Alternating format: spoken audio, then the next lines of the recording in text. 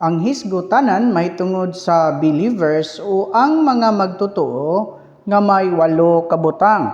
Believers in their status, believers in their designations, believers in their symbols, believers in their life, believers in their nature, believers in their past, believers in their present, and believers in their future. So mananato mahisguti ang nagunang 5, which is the believers in their status, the believers in their designations, the believers in their symbols, the believers in their life, and the believers in their nature. So manhin nata sa ikaunom nga mao ang believers in their past nga dunay duha ka mga dagkong butang ang gihisgutan dinhi. Una, in eternity. So dunay 3 ka mga butang nga gihisgutan usab dinhi.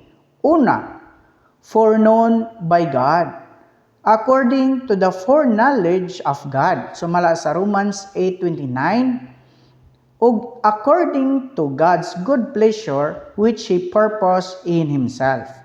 Ikaduha, we are chosen by God the Father. So mala sa Ephesians 1:4, before the foundation of the world in Christ, that they should be holy and without blemish before Him in love. Ug ikatulo, predestinated by God the Father. Sumala sa Romans 8:29b, Ephesians 1:4b and 5. In love, sumala sa Ephesians 1:4, unto sonship. Sumala sa Ephesians 1:4, through Jesus Christ. Sumala sa Ephesians 1:5, ug according to the good pleasure of His will. Ikaduha, in time. Dunay 3 ka mga butang ang gihisgutan dinhi. We are created by God. Sumala sa Acts 17:26a, through Christ. In John 1:3, in the image of God. Sumala sa Romans 5:14 and 2 Corinthians 4:4b. Ikaduha, fallen. Sumala sa Romans 5:12, in Adam.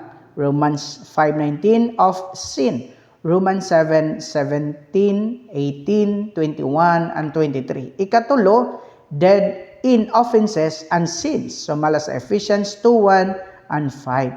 Pusa mao ni ang hisgutanan mahitungod sa believers in their past, in eternity, and in time. Daygo ng atong Ginoo.